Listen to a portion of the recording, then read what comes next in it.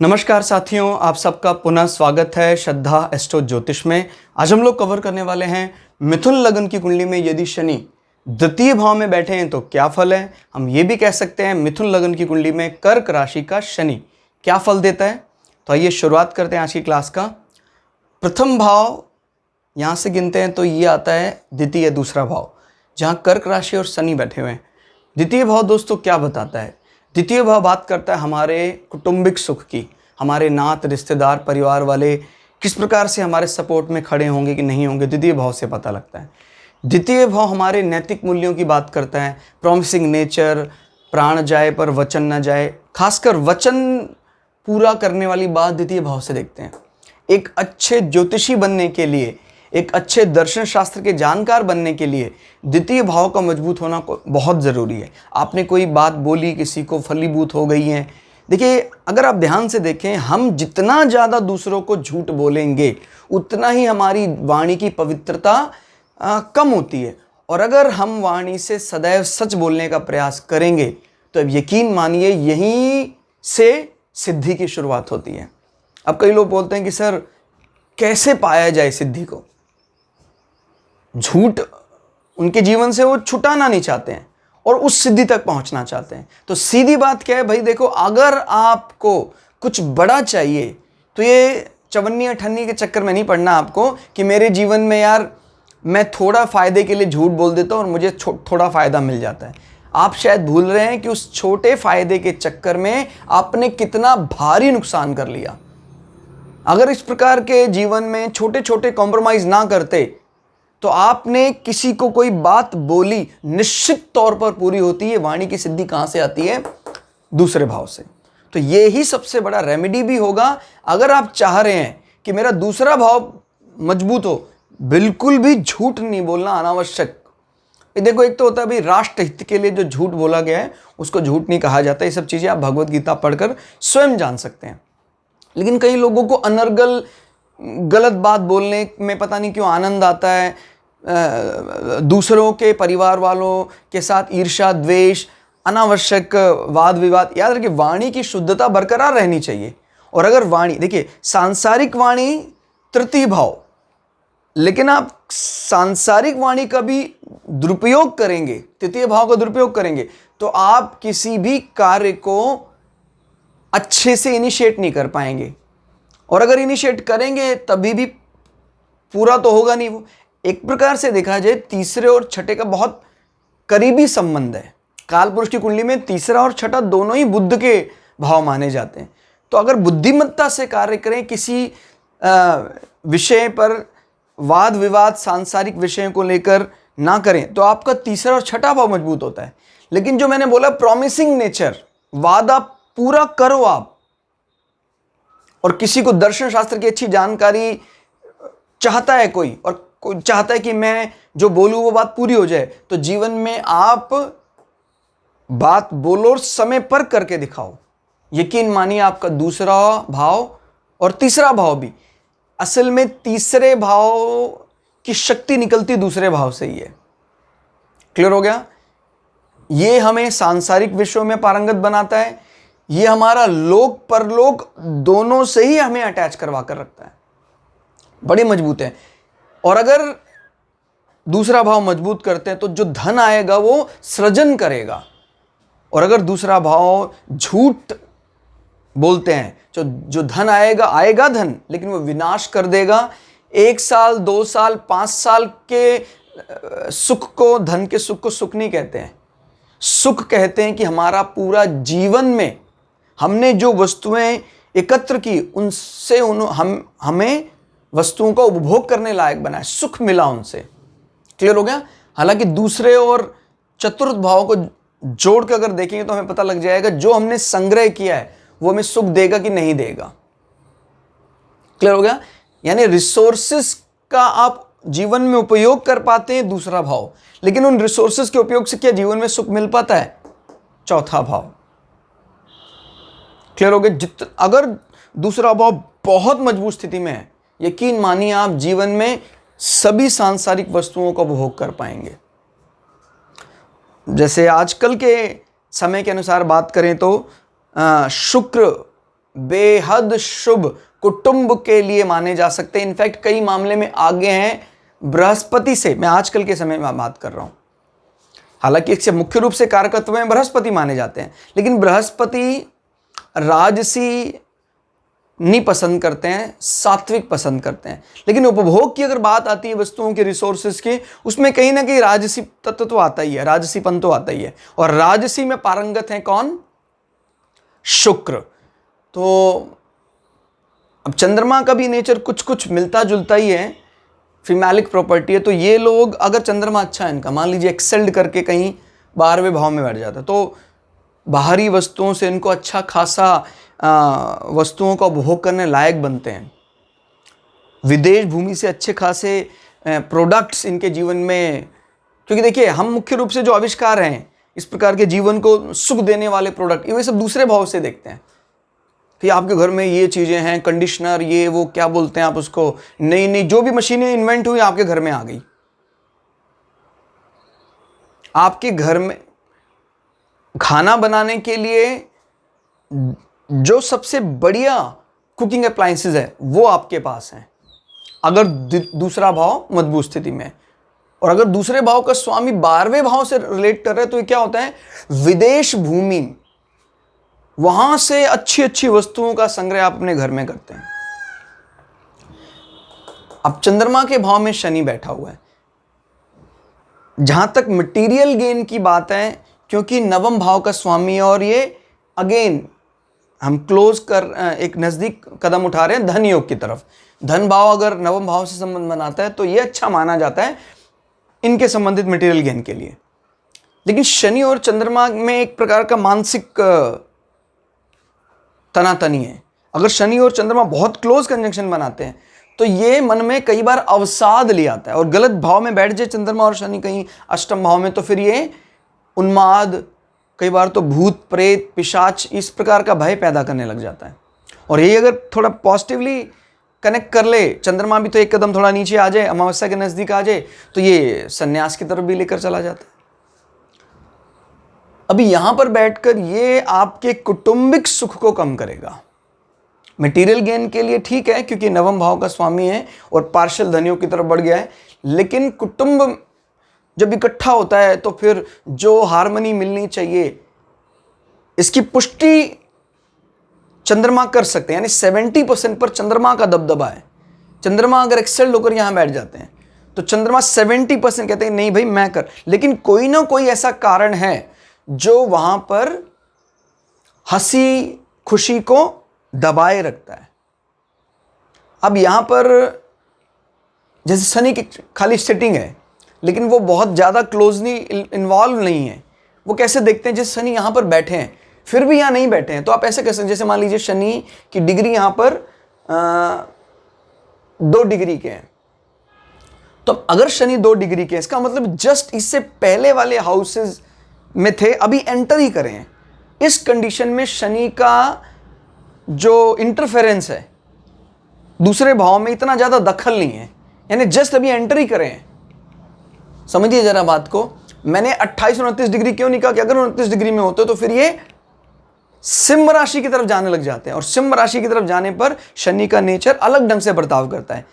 बात को समझिए, किसी भी हाउस में बैठा प्लैनेट सिर्फ उसी हाउस को रिप्रेजेंट करता है, ये एक जैसा रहता है ऐसा नहीं है। अगर वो मिड में रहता है तो उसका प्रभाव करीब करीब पूरा उसी हाउस में रहता है, लेकिन अगर वो 2 डिग्री या 29 डिग्री पर है तो उससे पहले या उससे बाद वाले हाउस के नजदीक भी उसके साथ भी वो एक प्रकार का इनडायरेक्ट संबंध बनाने लग जाता है। तो मैं बता रहा, अगर इसके नजदीक ज्यादा रहता है तो अच्छा माना जा सकता है, और इससे दखल भी कम होगा हमारे कुटुंबियों में। यही सेम कुंडली आप देख लो बिना डिग्री के और 2 व्यक्तियों की, तो दोनों के रिजल्ट में फर्क हो सकता है डिग्री के कारण। हमने देखा भाई जहां पर शनि पूरा इन्वॉल्व हो रहा है अपने इस घर में, अपना मतलब अपना पैठ जमाए हुए हैं कि नहीं मैं 18 डिग्री 16 डिग्री का पूरा मैच्योर होकर बैठा हुआ हूं, तो फिर इस कंडीशन में क्या इसी घर का होकर बैठा हुआ है वो। तो इस एक प्रकार का अवसाद हो सकता है रिश्तेदारों के मन में, वैमनस्व हो सकता है, मटेरियल गेन के लिए फिर भी चाहे अच्छा हो। लेकिन अगर शनि यहाँ पर 2 डिग्री का है तो सिर्फ हंसी खुशी में एक अनुशासन की बात करता है।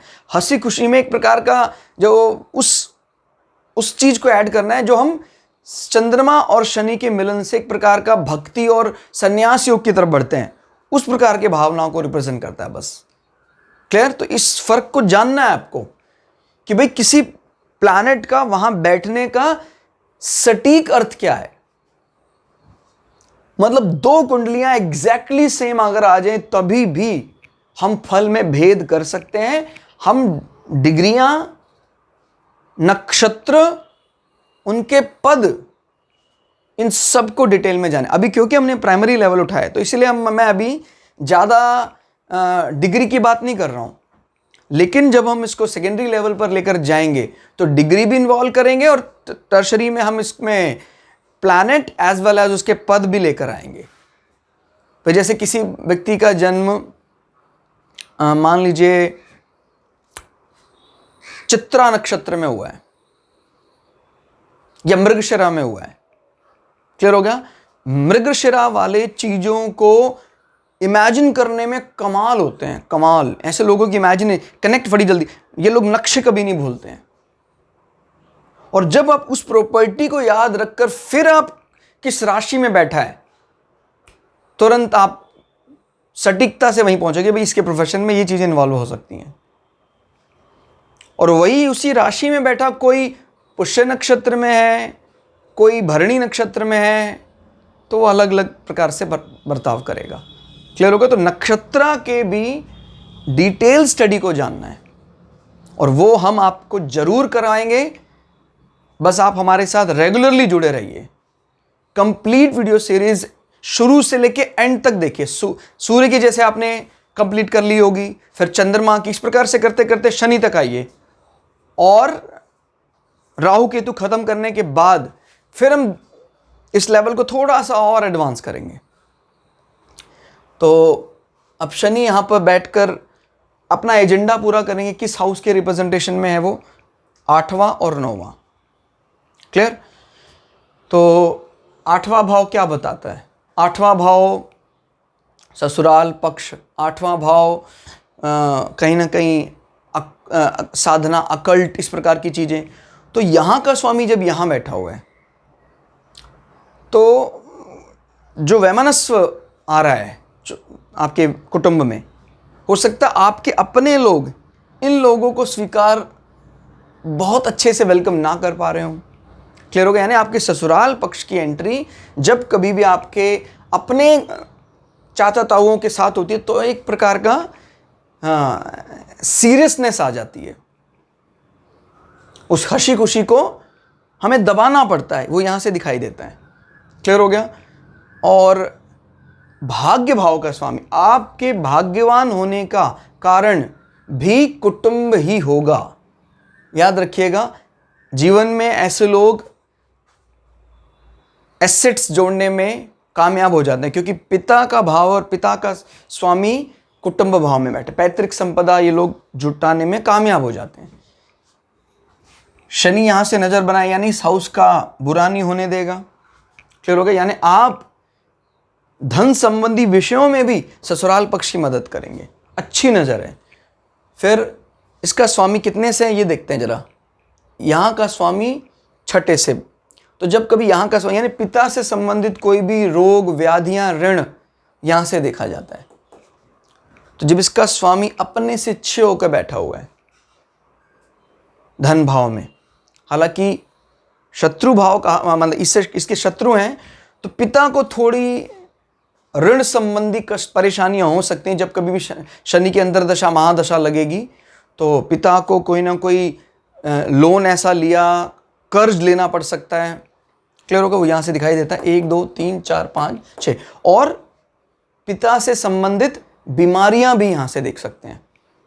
कोई ना कोई इस प्रकार का कारण बन सकता है कि भाई चंद्रमा रक्त है और शनि हमारा स्नायु तंत्र है और इस प्रकार की चीज़ें रिप्रेजेंट करता है। तो इस प्रकार का रक्त को प्रभावित कर रहा है हमारा स्नायु तंत्र, या कह सकते हैं हमारा जितने भी हमारे जो जॉइंट्स हैं, क्लियर हो गया। इनको हम जैसे प्लेग रोग में इस प्रकार की बीमारियां होती हैं, इस प्रकार के खुजली, खारिश, और प्लेग की शुरुआत इन्हीं प्रकार की चीज़ों से होती है, खारिश से, खुजली से, जो हमारे जॉइंट्स हैं यहीं से शुरुआत होती है। तो इस प्रकार की चीज़ें पिता को बीमार करने वाली हो सकती हैं, तो सावधान रहना चाहिए शनि के दशांतर दशा में जब आपके जीवन में चल रहा है। तो पिता को इन छोटी छोटी बीमारियों को हल्के में नहीं लेना चाहिए। और शनि की दृष्टि की बात कर लेते हैं। 1, 2, 3 शनि यहाँ बैठकर आपके भवन में नज़र बनाए हुए हैं, और ये बुध का इंटेलिजेंट फेज है। तो चौथे भाव में ये आपके कुटुंब का स्वामी जब आपके भवन में देखता है तो निश्चित तौर पर आपके भवन निर्माण में मदद करेगा कुटुंब आपका, नात रिश्तेदार, और कुटुंबियों का भरपूर सपोर्ट रहेगा क्योंकि बुध मित्र हैं शनि के, क्लियर हो गया। और ये माँ को भी सपोर्ट करने वाला होगा डायरेक्टली इनडायरेक्टली। ये ससुराल पक्ष और पिता से होने वाले 4th हाउस के गेन को बताता है, सुख को बढ़ा रहा है, मटेरियल गेन को बढ़ा रहा है। ये दृष्टि हमने डिस्कस कर ली। आयु को बढ़ाएगा ये दृष्टि, क्लियर हो गया। ससुराल पक्ष को आप मदद कर सकते हैं। अचानक कोई छुपा हुआ धन, कोई डेथ इंश्योरेंस मनी आपको मिल सकती है। 7, 8, 9, 10 शनि की ये दृष्टि नीच की दृष्टि है। ये आपके इनकम सोर्सेस को कहीं अचानक सत्ते में डाल सकती है। उसका कारण कहीं ना कहीं सेकंड भाव हो सकता है। कोई कुटुंबियों का क्लेश आपके इनकम सोर्सेस को कम कर रहा है, ठीक हो गया। लेकिन आपको टेंशन लेने की जरूरत नहीं है अगर मंगल यहां बैठ जाते हैं तो फिर शनि की दृष्टि का दुष्प्रभाव या शनि का नीचत्व कम हो जाता है, नीच भंग हो जाता है। तो कुल मिला के शनि हमारे हार्मनी, केयरिंग, हॉस्पिटैलिटी नेचर को तो दूसरे भाव में कम करते हैं। लेकिन अगर वो जस्ट एंटर ही किए हुए हैं तो उनकी इन्वॉल्वमेंट कम होने के कारण वो एक प्रकार का उस इमोशन के साथ साथ एक अनुशासन भी बनाए रखते हैं, क्लियर हो गया। तो दूसरे भाव का ये फल आपको कैसा लगा कमेंट करके जरूर बताइएगा। मिलते हैं अगली क्लास में, तब तक के लिए जय श्री भगु पराशरा, जय श्री शुक्राचार्य, नमस्कार।